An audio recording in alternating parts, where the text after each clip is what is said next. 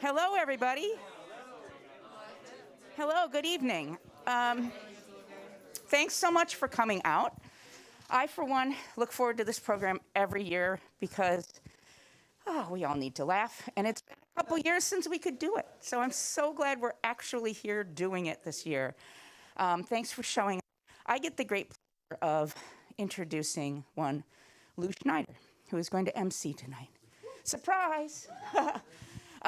Lou is not only a really talented writer, producer, etc., and former stand-up comedian, former game show host, but he's also just a really great and funny guy, and he's going to squeeze every bit of life out of these comedians tonight. So, without any more ado, come on, Lou. All right.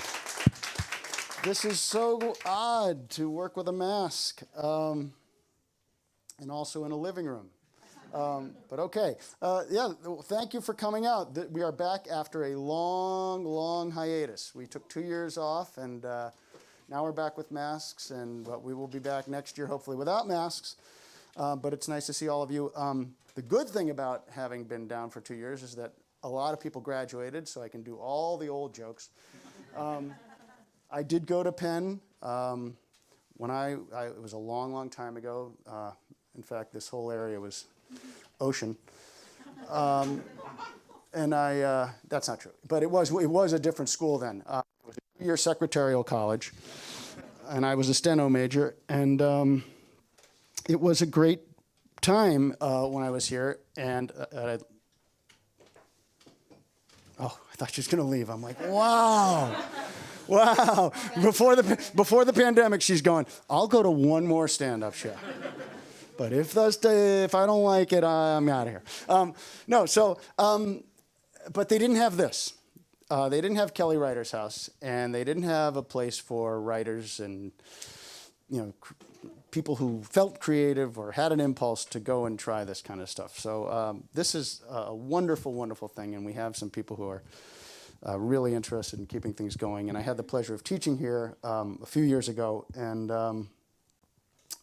I did this course where we studied writing comedy from a personal point of view, and I had the kids. I guess you can still call them kids, right? That doesn't offend anybody. Students is probably better. You got to be careful. People. You can say people. People had the people who had paid money to go to the school. Yeah, that works. They studied, and I talked to them, and they had to write comedic essays, and they had to do 5 minutes of stand-up, and they had to then do a 2 or 3 person scene, and hopefully the theme you brought to the first exercise was something you could carry all the way through. It's kind of like when an artist works on a concept and then does it in sculpture and then does it in oils, or then does it in drawing, then does it in oil, and you get to see its various forms. And the stand-up thing was kind of interesting. People were like, oh, that's cool, and is it the same kind of writing? Do you go through the same process? And so that's what we're going to talk about tonight. We're going to bring these 2 great comedians. We're lucky enough to have 2 fantastic guests, and we're going to talk about how they do it, and what's the process in terms of getting it from, if it's page to the stage, or if it's all from just improvising. We'll talk all about that, and we'll open it up for questions, and we'll hopefully not be super spreading while we do it. Okay, so my first guest, and we're going to watch her clip. First is Emmy Blotnick. She is a writer and a stand-up, works all over. She has a number of clips on YouTube. I've pulled one from an appearance on Stephen Colbert, a show that she used to write on. She wrote on The President Show, and she wrote on the Sam J talk show on HBO, and she's continuing to work on that. But this is an old clip, not that old, it's 11 months old. There are babies that are that old, so it's not old. So let's watch Emmy's clip here.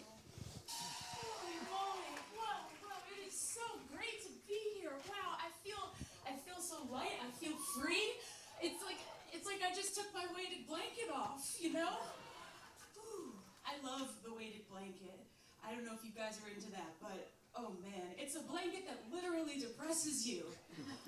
It's so nice to have something to blame for why you can't get up.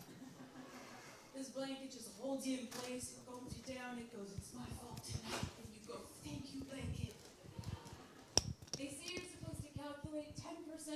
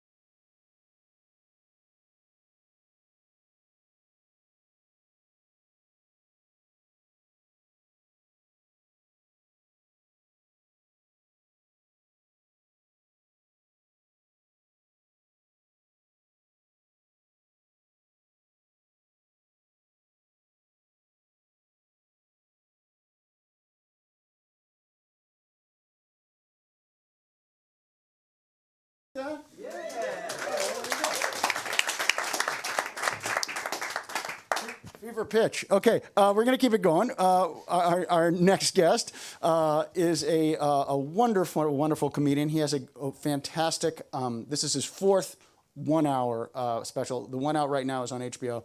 Well, first of all, I should say, I got excited having just meeting him. He'd been talked about to me for a long time, and then he did Carnegie Hall, which for every Jew is like, oh my God, that's the greatest thing ever. Like, because that's what is thrown at you as a child. Oh, like you're going to be at Carnegie Hall someday? Well, he was at Carnegie Hall. And his special, you should please watch his special on HBO called The Great Depresh. This is Gary Gulman, folks.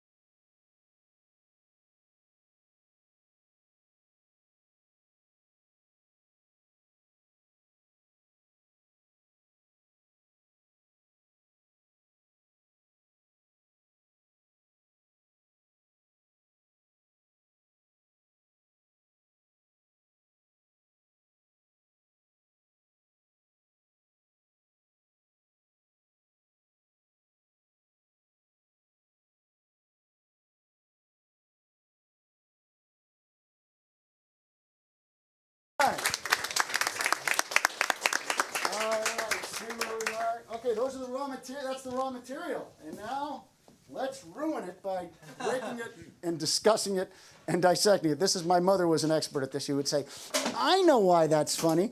And then she would start picking apart comedy, which is the best thing you can do for it. So now, let's ruin this material with these two fine people. Folks, and also, if anyone would like to buy that, it'll be for sale. Just put it, someone will pick it up. Someone will just pick it up. Please join me in welcoming Emmy Blotnick and Gary Gulman, folks.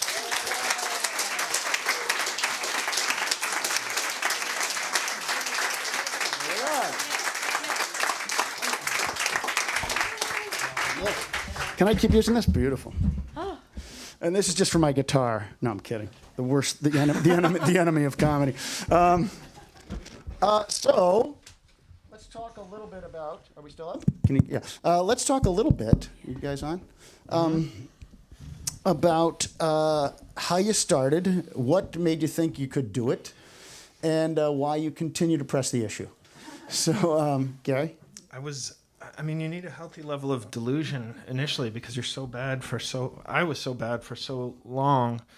I look back on some of the things, just like, how did I ever think I could be good at this? But the one thing I always had was I just loved it. It made me so happy. I loved everything. I loved comedians. I loved the words. I loved the writing. I loved the audiences. I just was really, I felt at home right away when I got on stage, and I mean the thing that it lures you into a false sense of security is a lot of people do well their first time, and you're like, oh, this is so easy. I should have been doing this my entire life, and then you bomb for the next 10 years. Was it that way for you? I mean, what was your first time? I just passed 10 years, and I think I am going to stop bombing soon. I'm going to take this. Yeah, take it out. Take it out. Yeah, it feels like I should have an acoustic guitar. Yeah, You're right. Sometimes this place is very coffee house-ish. So, yeah, you can stay with this. No, I like this feel. Oh man, yeah, cool. This is it also gets us the feeling that we're maybe doing a morning show. Yeah. I get a little bit of like a Bob Dylan unplugged vibe from this for you. Oh my God, yeah, I bombed forever, and Where'd you have start? to. I started in New York, which I feel like is not advisable, right? No, it's. But did you go to New York? It's like going to learn how to swim and jumping off the high dive board. Right. And, I've got the big rash on my back to prove it. So, you didn't go to, I'm saying it like, please don't tell me you did this. You didn't go to New York to become a comedian, or did you? well, when you put it like that, it sounds incredibly shameful. But I did go thinking I wanted to write for late night shows. And I was like, it's probably going to be easier to do that if I know what it feels like to be in the driver's seat.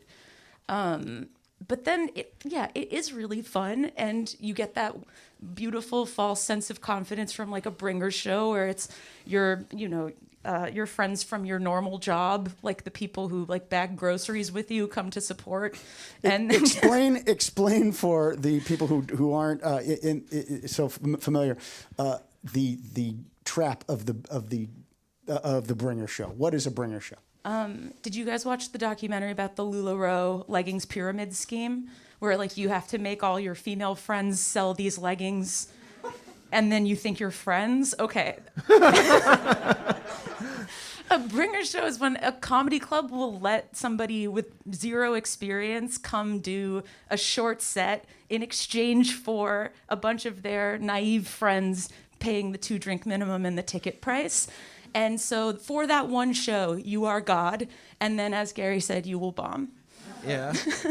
Did you ever have to do it, or did you start in Boston? Yeah, that was my first. Those were my first 2 shows. There were bringers in Boston? Yeah, and then I met this guy who just ran the worst rooms in the New England area. Dick Doherty? No. No, his name is Rob Steen, and he would let me host these shows, usually upstairs from restaurants, and I would seat all the people, but I would get to do time in between all the comedians, and that's really how I learned to do it. But and sometimes he would give me $25 or something like that. But the whole thing, and I always tell people this, is that you will succeed if money is not.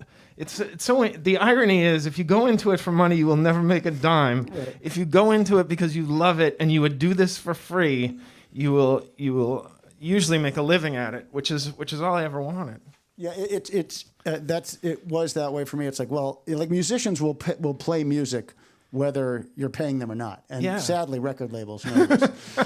Like they're just going to play. So hopefully they get lucky enough to be seen and paid. But you're going to do it anyway. So I have a feeling that's what happens to us or you guys now. Yeah. So you're going there. So give us a little bit of the chronology. You start. Do you get a writing job on a late night right away, or like what happens? I sort of fumbled around for a while. I did like data entry and lots of weird little jobs where I could leave in time to go to open mics, which were all at 4 and 5 p.m. in various health violation loaded places like hookah bars and things like that. And you would be greeted by like.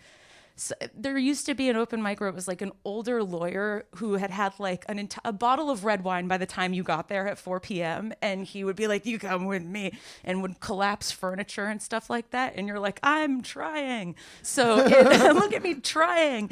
So I had a few bad jobs, like just dumb, random jobs. And then eventually, Jimmy Fallon's 12:30 show was just starting.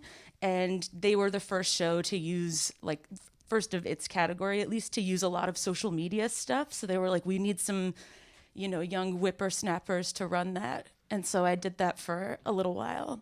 And I got to learn a lot there. So. And then did you go on staff there? Like that was your first writing job, and then you were still doing you were doing sets and writing on Fallon at that point, or like is that how it works? Or kind of. I ended up my first writing job was on an MTV show called Nikki and Sarah Live. It was Nikki Glazer and Sarah Schaefer, and it was an actual live show, and with 2 first-time hosts. It was like a weird experiment that we got to do, and that was my first actual writing job. Okay. And then and you were doing stand-up, so it was sort of parallel tracks at that point. You're doing stand-up and you're writing as well. And what about you? What are you doing while you're doing these open mics and hosting? And are you doing a day job at all? Oh yeah. I was an auditor for PricewaterhouseCoopers, and then I left that because I was fired. Classic comic thing at always.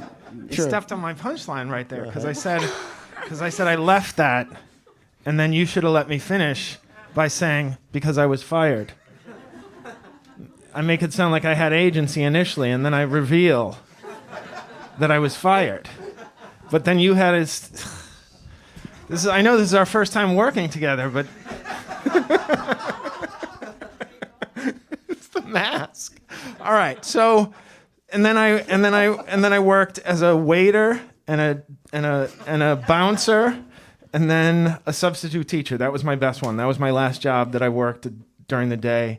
And the kids, they could get out of hand, but I would always say, if you behave for 30 minutes, I'll do 15 minutes of stand-up at the end of... Is that true? Yeah. Oh, my God. Yeah. Oh, my God. What grade? I would... 9th through 12th. So whoever was absent that day from school, I would cover from them at my high school, the high school I went to. So I got to be with the teachers that I had in the teacher's room, and it was one of the best experiences. Yeah, the teachers. Or as we refer to it, I apologize if I'm doing anything under my arm, if I'm sweating. The teacher's room or the Cave of Wonders. Yeah, man, it was, and you could still smoke back then. So you'd walk in there, it was like a nightclub. So, But the great thing was that I would do such specific jokes about our city and about our school and teachers that I would just murder every day, and so they would behave because they knew they were going to get a free show. Oh, that is amazing because my first time doing stand-up, you talk about that heroin show where it's like, oh, this is awesome, I'm doing this every day. Was at a high school sort of like it was a concert, and I did 10 solid minutes of Ms. Young, who was really Wanda Sykes. She wasn't, but she was like, Louis, integer divided by integer is a what? Integer. And so I did that and killed, and then when I went to the real world, no one knew who she was. Right, wasn't right, quite as good, and I hadn't developed the character as a performance piece, so it wasn't so good. But that's amazing that you talking about getting the stage time. Yeah. But okay, so let's get into a little more in terms of now you're doing. So you pay your dues. I use that term, which is hack. I mean, I people say, overpay my dues. that's right. I bill directly. My dues come right out. I don't even see it. I don't even see them. It's a direct withdrawal. It's so much easier. But now you're out there, and the question is, people always say, well, do you just come up with that stuff? Because people think it should look like you're thinking of it. And yet, clearly, it's just your boring, terrible life with the boring, terrible parts taken out and the funny parts left in. I keep the terrible parts in, but that's just a personal preference.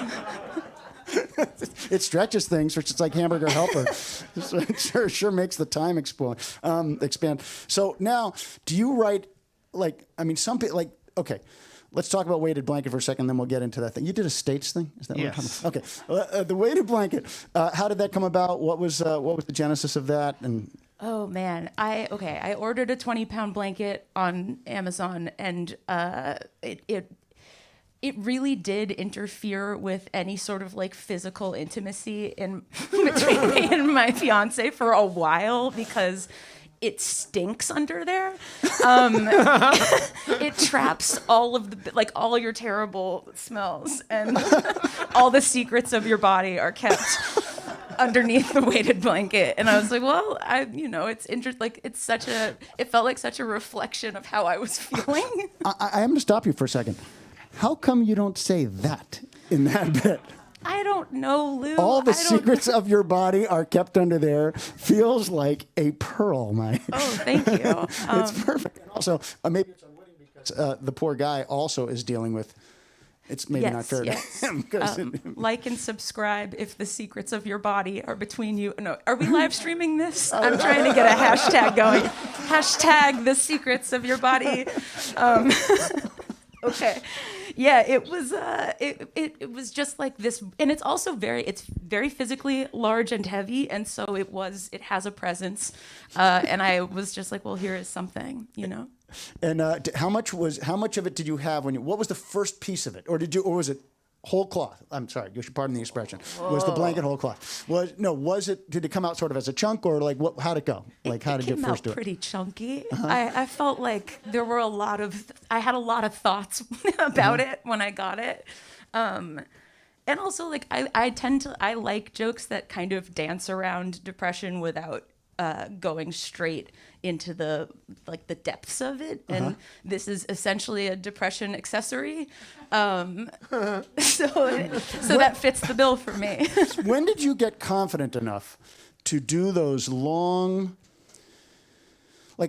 pieces? I'm thinking of, she does this piece called Fifth Harmony where you're talking about this band, and it's you're willing to sort of, the audience doesn't know that band necessarily. And same thing with the Weighted Blanket, they may get it. You're not afraid to sort of paint a larger picture, knowing, when I was new, and even when I was old, and this is why I don't do it anymore, I didn't always have the patience and the courage to stay with something that long to know that eventually they're going to buy into this whole run. And you have that, and it's really amazing to watch. Thank you. That's really nice. I feel like I probably aped some of that from Garrula here, because sticking with state abbreviations for 5 minutes is an absolute flex, it's such a power move to be welcome to this narrative. Yeah, we're gonna let's get into that a little bit, Gary. Did that? I heard you saying. Talk to me a little bit. How did it come up? How did it start? What was the deal? I mean, I started comedy on October 11th, 1993, and that joke was in my notebook within a year. The premise for it, which is that most of the states start with the same first two letters, and it must have been a bitch to abbreviate them down to 2 letters, because you can't. You think you can just start with the first 2, and then right away you're off the rails, right? And so but it was only 2 sentences long, and I've always had these sort of every comedian has a name for it, but I call it the used parts store, where I have chunks of jokes that I could never make work, and every once in a while take them out for a spin. And so I would do that every 3 or 4 months. If I had a really good crowd that really liked me, I would put it in there. And then I said, this Just that piece. Just the two letters. the thing Okay. about and then they'd get very angry at each other, and then they got to Maine, Maryland, Massachusetts, and then it would. But then I didn't have anything. But then there was this documentary about Helvetica, the font. the font. Yeah. And so Oh my I God. wrote a big thing about this documentary that I loved, and people not understanding that it was just about a font. They were like, "Is it about fonts?" And I said, "No, it's about Helvetica." And they were like, "Helvetica Bold?" No, they don't even mention the more esoteric versions of the. That's the sequel. Yeah. So, and then I said this could, and on the fly one night, and it's people call it inspiration, the muse, whatever it is. One night, and it just happened to be when documentaries were being made about silly little things, or to us silly little things. And I said, "Well, have you seen the one about the people who abbreviated the states?" And then I told this thing, never thinking for a second people would be like, "Oh, where can I see that?"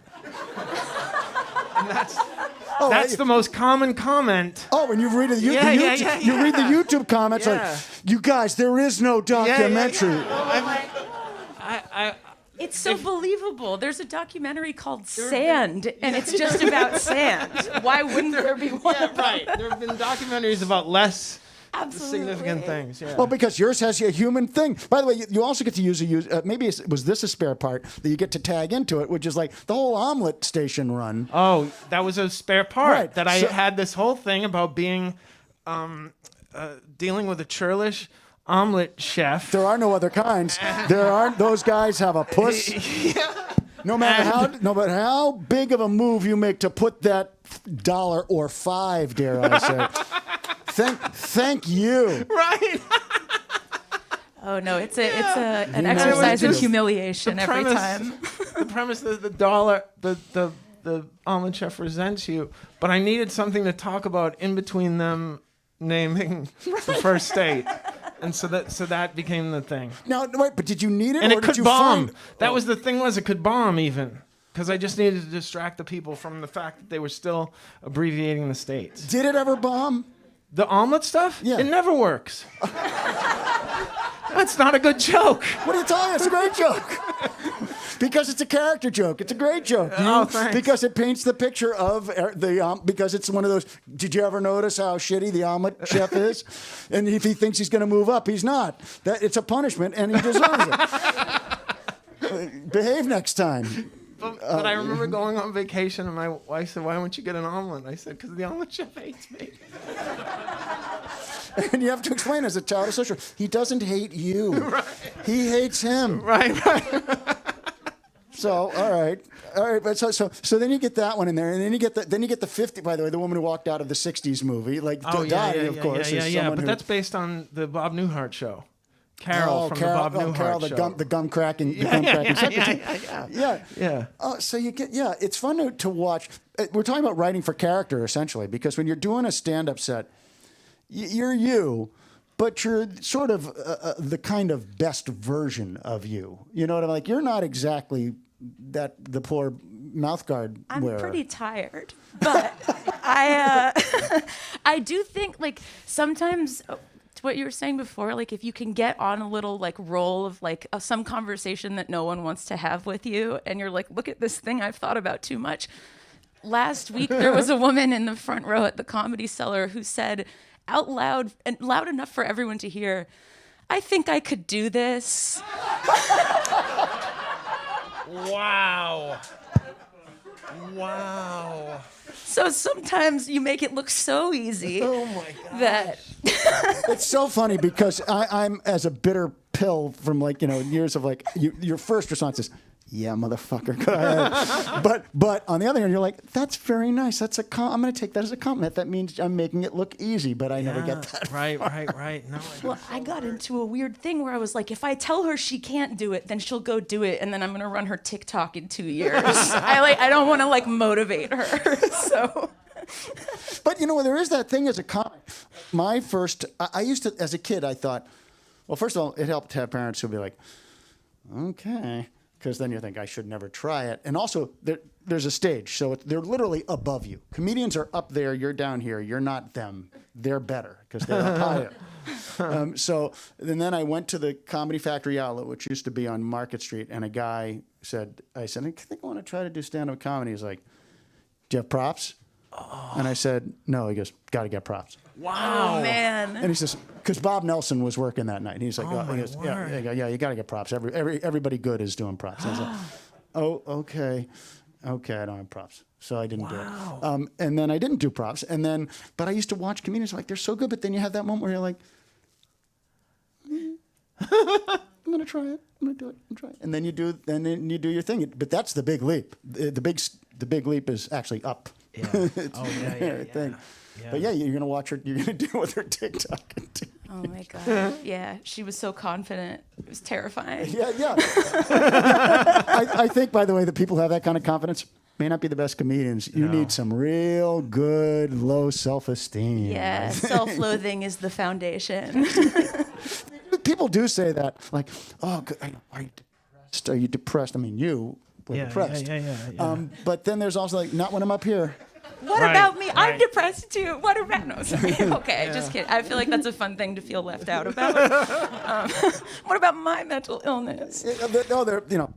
My mom was a psychiatric social worker, and she used to watch shows, and then she would, like, she saw Poundstone years ago in Boston. I had opened for her, and she watches Poundstone, and her response was not so funny, so clever. She said, I'd love to sit with her for a while. Wow. Love to talk to her. That's so interesting. I was like, thanks, Mom, but was I funny? Okay, so there we are. And so you get to use all your spare parts. And when did you have the confidence to start adding that stuff in right away? Or like how long would you say States Abbreviations was at its inception? And obviously it's expanded over the time. And what's the longest version of it? I mean, the longest version is probably 9 or 10 minutes, but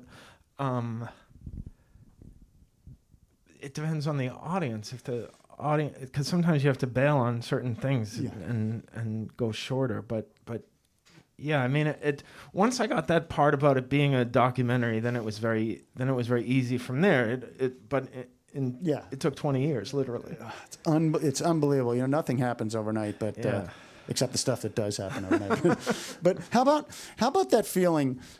If you can talk about like how much when there is some writing on stage. You know what I mean? When you have a hot crowd, there's that chance of like, I'm gonna slip this baby in, or talk about that if you can for a second. I mean, yeah, I think when you've got a good crowd and it's like not being taped for a show where you have to stick to time constraints and stuff like that, you can like riff a little bit more, and it won't feel like bloated to a home audience, because there is no home audience. Mm-hmm. So I listen back to sets sometimes where I feel like, oh, the crowd is hot and there's time to like play around a little bit, and then I'm kind of disgusted by it, where it's like, oh, you were showboating, you thought you were doing better than you were. Yes.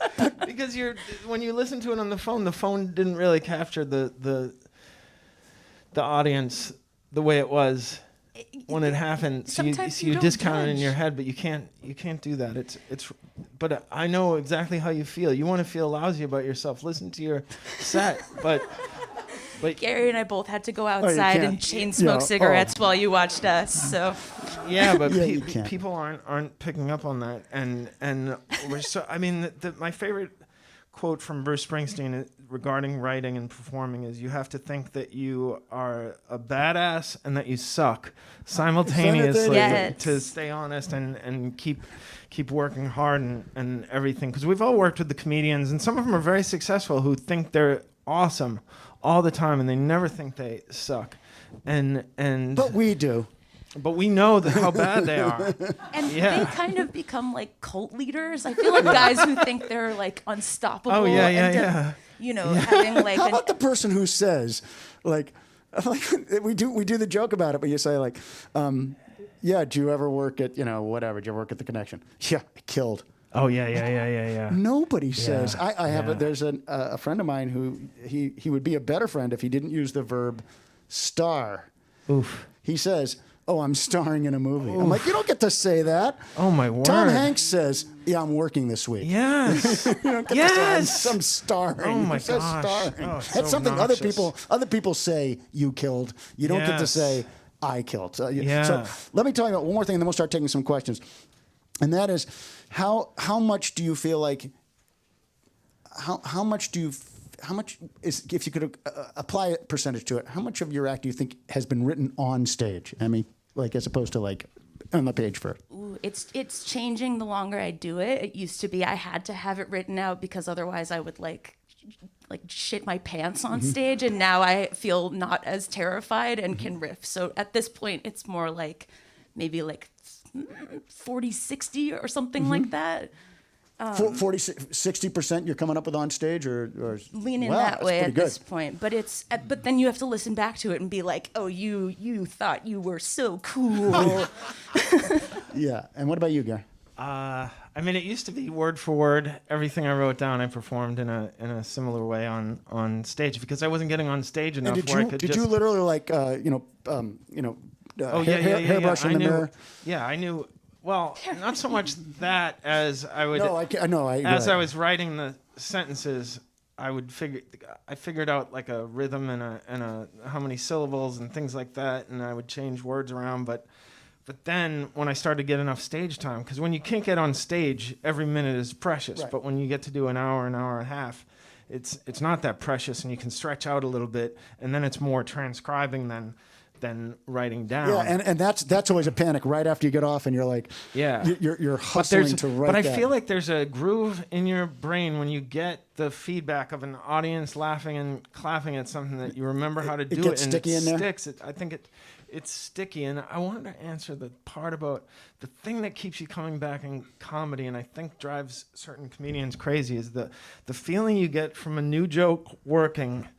Is the adrenaline rush, and this is gonna bum some people out, but like I've dunked a basketball because I'm really tall and athletic, and I can jump very high. Those are the causes. Yeah, and it's exhilarating. Similar feeling. Like You guys know how it feels to after just throw one down. What I'm saying is Yeah, that that it's so friggin' power. exciting. Yeah, it feels so great, and that you didn't waste your day, Yeah. and that you're going to be able to make rent because you can keep coming up with these things, Yeah. and it's a really good feeling. Well, there's also It's like dunking a basketball. stop saying it. Stop saying it. My son dunked a basketball. There is a feeling. This is where it gets a little culty. There is the sense, tell me if I'm wrong, of bending a group of people to your intellectual will. In other words, like, I gave them a thought and made them react to it in exactly the way I wanted in the time I have allotted to them to react to it. Who was in control? Yeah. That's a moment. And you're like, and that's you can understand where then if a guy's daughter gets into Sarah Lawrence and he makes 12 kids move into an apartment with him and then avoids prosecution. Did you follow that story? Oh my God! As parents who send kids to college, you're like, I'm sure she's doing fine. Now she's living with somebody's dad in an apartment. Oh, it's terrible.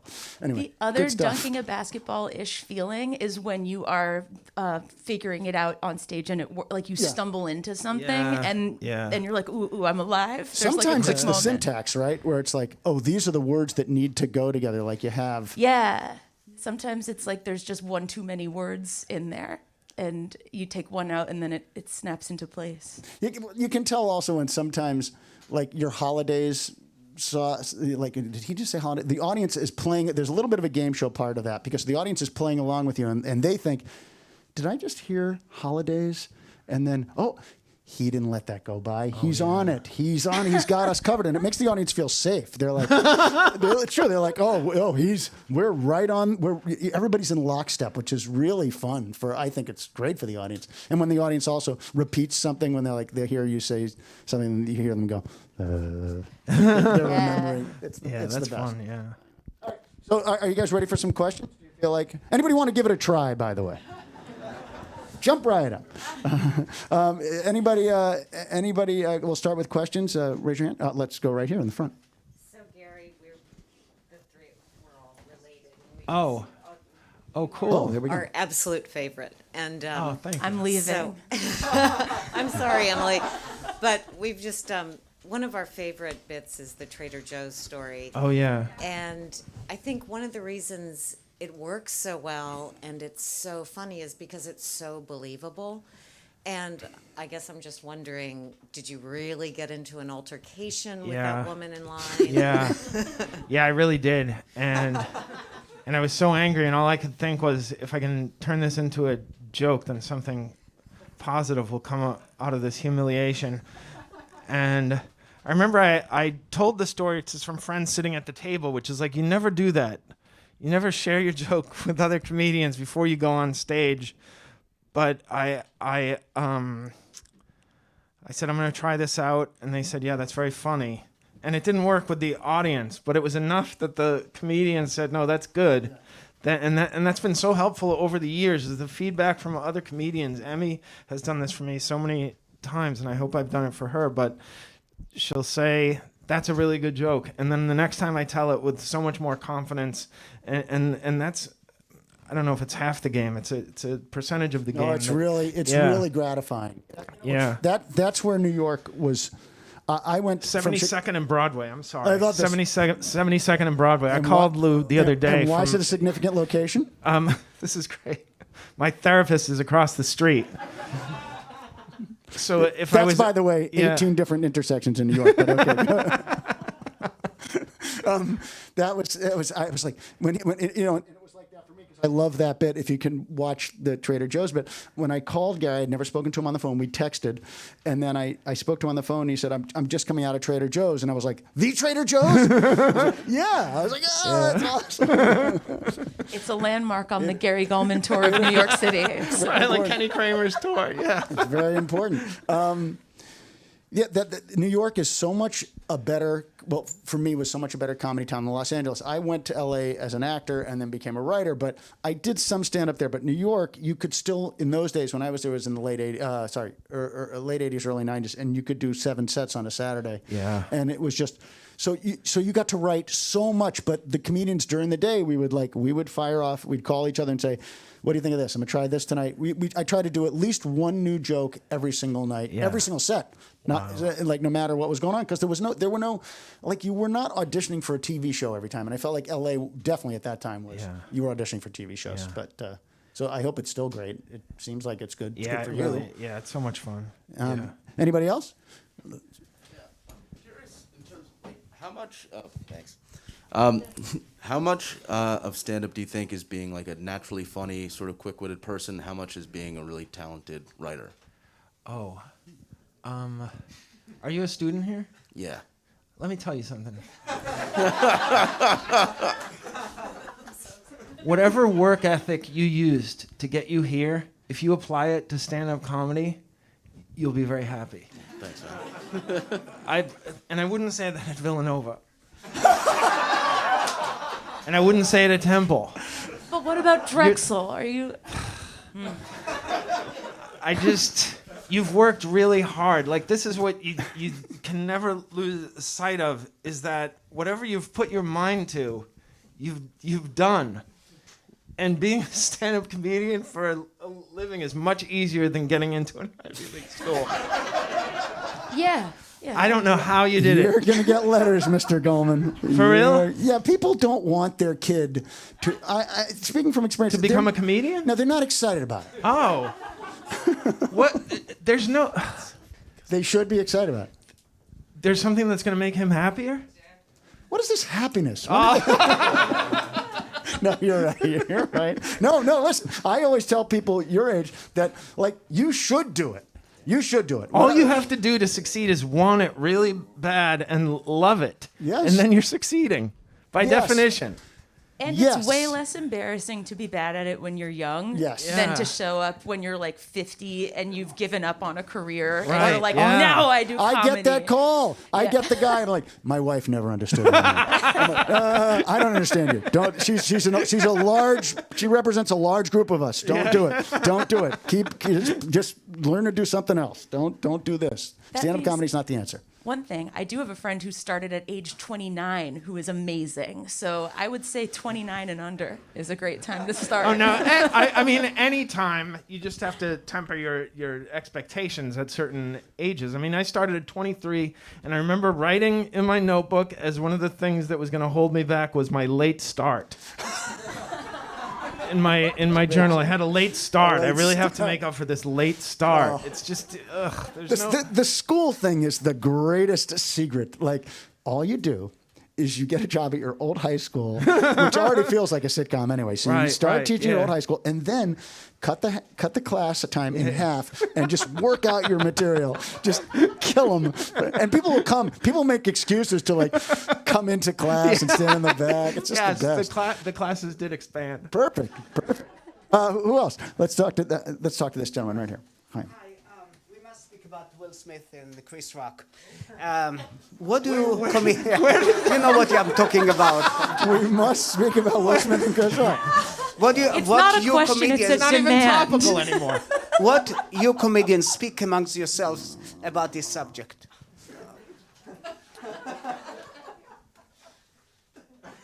Ich hab keine Ahnung.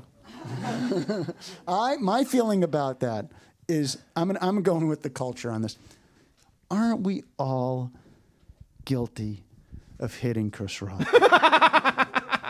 I mean, really, take a look at ourselves, people. Didn't we all hit Chris Rock? You know, it's one of the things. It's why I never did political comedy, really, because it was already out there so much. I didn't have a new twist or take on it. I think the rules are pretty simple. Keep your hands to yourself. Don't hit anybody, no matter what award show you're on. Like, even if it's the People's Choice, I don't think you can hit anybody. So really, knock it off. It's given this too much bandwidth. But anybody else want to ruin this topic? I really felt for Lupita. Oh, yeah. Caught in the middle. Yeah.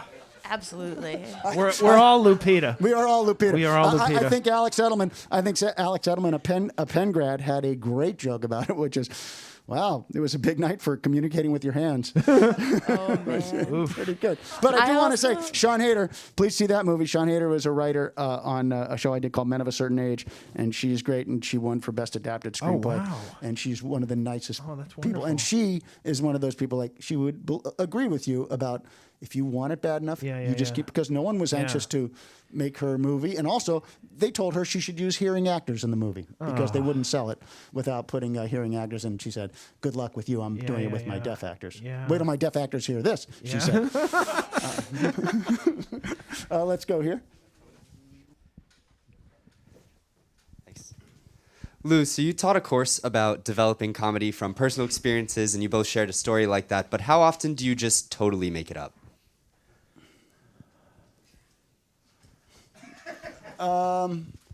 I totally make it up. 0. Yeah, I mean, for years, everything was the whole truth and nothing but the truth, because I didn't understand artistic license until I saw Chris Rock's joke about prisons, and he said the HBO jail special. And then I watched the HBO jail special, and very little from the HBO jail special is in that joke about jail. So wait, so the documentary about the states, that's different from the real documentary about the states? Yeah, so anyhow, I saw him do that, and I thought, oh, you don't have to tell the exact truth. You can make a little bit. So I'm saying 0. Like, there's got to be a germ. Yeah. There's always a germ, because otherwise it's an acting exercise to a degree. You have to feel something. Otherwise, you're Henny Youngman. Otherwise, you're up there going, two Jews go into a bar, and you're just telling jokes. Yeah. And that's not what these guys do, and it's not what I did. Yeah. Emmy, do you feel like it's there's something to everything or not? I like how you guys said it. Like, there's got to be at least a kernel of truth that you're building on. Otherwise, the audience won't believe you. You won't be able to. I mean, unless you're an incredible actress. But the point is to have something to connect over. So if it's sheer fabrication, they'll just be like. What you do very well, and what you do very well as well, is the improv exercise is called Discover, Explore, and Heighten. So you take that discovery, that piece of it, weighted blanket, and you're talking about, okay, there's not just the weighted blanket. There's the mouth guard. There's the humidifier. There's the feeling. You work on that. You blow out that premise, and so that's why you say, well, did everything happen? No, and it certainly all didn't happen on that same day. But you're looking for the colors in it. I would say. Yeah. I mean, the other advantage I think that young people have over when we started is that we kind of taught ourselves how to do this, and now there's things like this and YouTube and interviews and Mark Maron and all these things you can find, and there are books on it, and it's so helpful to learn, because we kind of you stumble into, oh, if I say a third thing, it's funnier than if I just say two things. So there's a rule of three, and then there's the you just say the simple truth, and that gets a laugh somehow, but these are things that can be taught by yourself, but it's so much easier. So I think comedy, much like basketball, will improve because people have more access to education. By the way, can you dunk a basketball? Yeah, but Steph Curry, we wouldn't have even bothered to shoot from that far because the coach would have kicked us. Yeah, would have kicked us out of the game. Right. And now kids can watch videos of how you perfect that shot. Yeah, so so comedy, just like basketball, will improve. Even though old men will say, they're not funny anymore. No. Right. A chest pass, two hands, yes. The thumbs down. Yes. So you've been talking a lot about working on your material. Does the material that when you're writing it, does it have to make you laugh personally, or will you try and write stuff that you think other people will think is funny? No, I mean, I have to find it funny, but it's not going to physically make me laugh. But I believe in the having an audience in mind. I got this from Kurt Vonnegut, who said if you have an audience of one, and if for him it was his sister, and it guides me in every single choice, from what to wear to which word to choose, because this will sound insane, but I hope not. But I hope you take it in the way I intend it. Is my audience is the 17-year-old version of me who loved comedy and was not getting the comedy that he wanted. They weren't talking about his things that he was interested in. They weren't talking about the fact that most of the states start with the first two letters. And so the OCD quality of it is so fantastic. Yeah. And it's like that thing of like, isn't anyone else noticing this? Is a great thing. Now, this is my friend John. People, he's an imposter. Hi, John. And John is really John. I wrote a lot of comedy here with John, and John was very happy. First of all, to light a long fuse on a joke, and to not have a lot of people get it, but to have one person really get it. And I'm going to give you an example. I was going to drive and visit John one time. This is when we all had very young children. And, it's before GPS, and he's like, John, give me here, write these down. Write these directions down. It's very important. So I'm writing the directions to his house. I'm going to go on the Schuylkill. I'm going to get off. I'm going to make a left. I'm going to go under the bridge. I'm going to go over the top of the hill. And I'm going to go up to the house, and third left. And he said, and you can't miss it. It's the stone house. So I follow these directions. It takes me 20 minutes to drive up there. I get there. Every house on the street is stone. And he's been doing that to me for 30 years. So you didn't have to laugh, but I had to laugh really hard. So that's the point. I love those. Like, you just have to find a good sucker. And that's what it is. All right, let's talk to this gentleman. But right here, I'm pointing right at you. Oh, you're waiting for the mic. I can always repeat your question too. Go ahead. Could you two talk a bit about your word choice? I feel like in both of your comedy, there's some very specific and awesome words. You've literally introduced me to words incorrigible, like I didn't know before, even though I'm a student here at UPenn. An English major? So in the business school, that's why. So if you could talk a bit about that, like when do you know that you have the right word? Are you trying to find a joke for a word? That process would be really nice to hear about. Mark Twain said that the difference between the right word and the almost right word is the difference between lightning and the lightning bug. Oh, great. Right? So it can make all the difference in the joke. So I remember I had this friend, and he passed away recently, but his name was Rick Harris. Did you ever know him? He was a comedian and writer. He was wonderful. I mean, he passed away very young from pancreatic cancer. But he used to say, "We want to hear words that we forgot we knew." Oh, it's brilliant. That's And really yeah, dead Brilliant. and but that doesn't even have to be a vocabulary word. It could just be an expression. And it just can be the one that you, Yeah. it's like, and it lights us up. as a person who works in TV, it makes me nuts to sit there and watch a scene that the actors are doing, and I'm going, it's not the right word. It's not right. That's not right. The word they say, no, they're looking for the word festooned. That's the word. You're always, by the way, that's always the word. You're always looking for the word festooned. There's definitely something to like pulling out a used part type word that is just not fully in rotation all the time. Like you have some duty to say things differently than how it would occur to you off stage, I feel like. And then there's also certain sounds. I feel like comedians all develop ears for what sounds are funny together. And this is maybe a bad example, but my friend and I saw a guy dressed up as a cop who wasn't a cop, and we were laughing at calling it cop LARPing just because it sounds funny. Yeah. And like those things are enough sometimes to give you like the little jolt of like, oh, is this something? And that's the clever kind of phrase where you would say, and you would like probably, by the way, if you slam it, it won't get a laugh. But if you go, so yeah, we're watching this guy cop LARPing, and then the audience will stop themselves and go, cop LARPing. And that's fun. Yeah. Like you hear it. You're on stage, you go, I'm going to, But you you'll take a little can slam breath. it.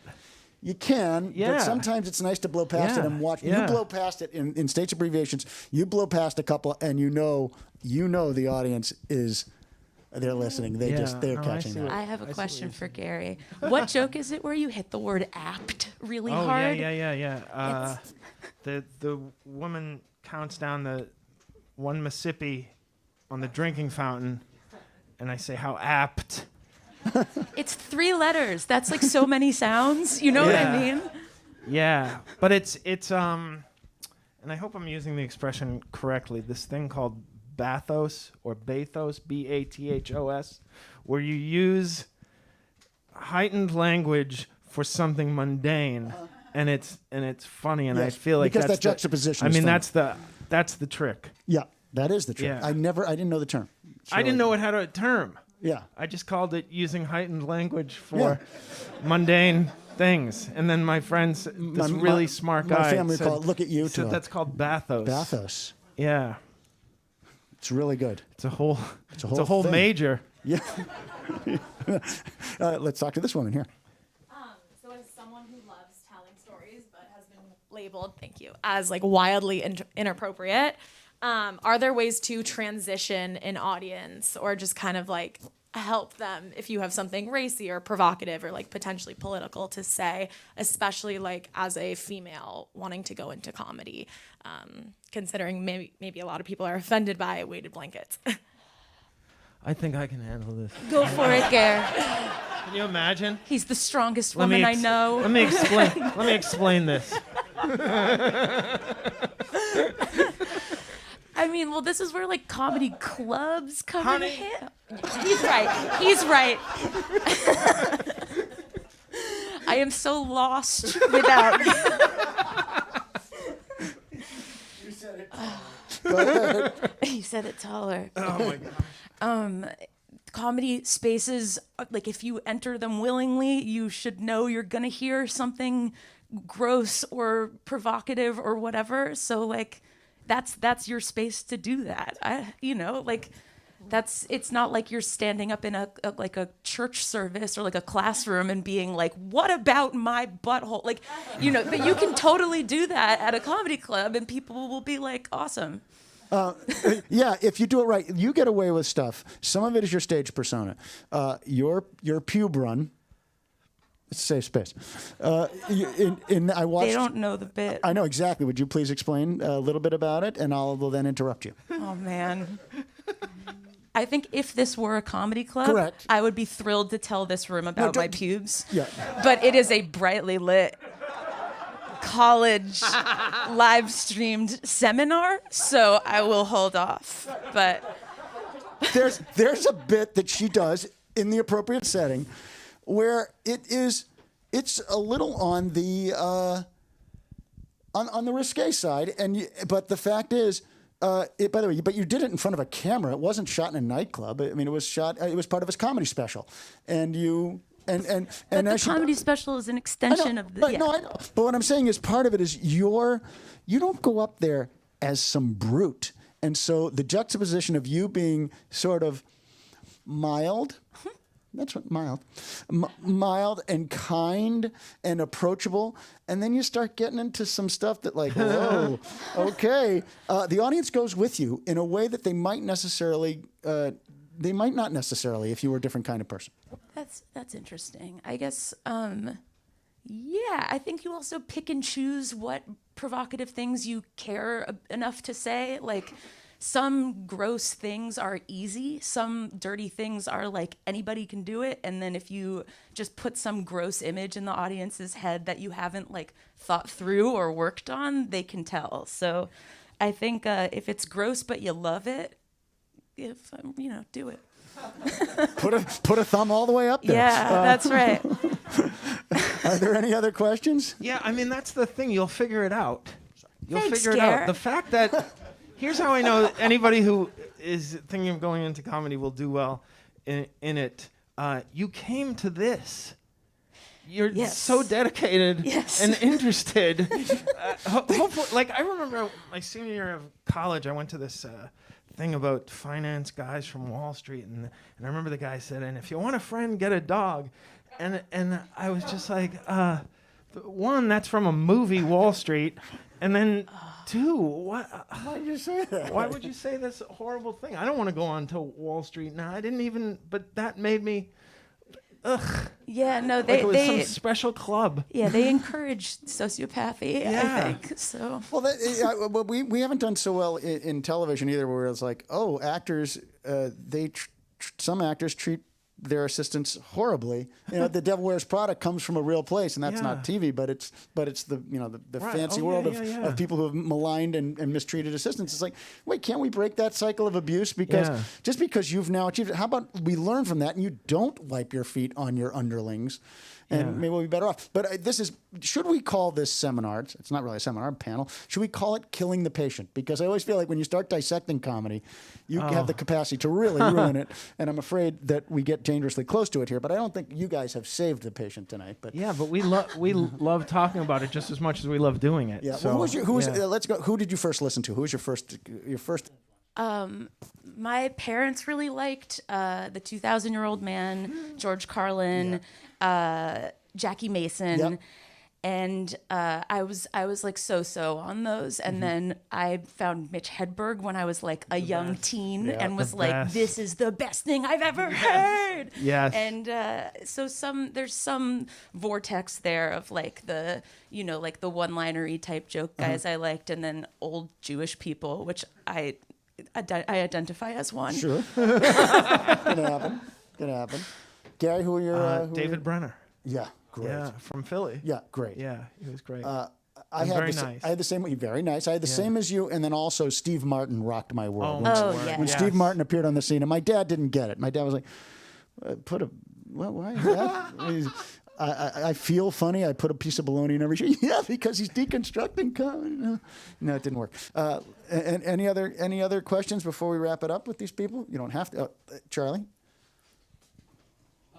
When kind of on the topic of who you guys listen to, did you find when you were starting out that you were like trying to emulate specific influences in maybe finding your voice, or was it sort of a non-conscious, just you're following what comes into your head, just put that down? I think I watched a special by Paul Reiser called 2.5 Blocks from Home. And before that, I did impressions and I did one-liners and Props. You got to get props. Yeah.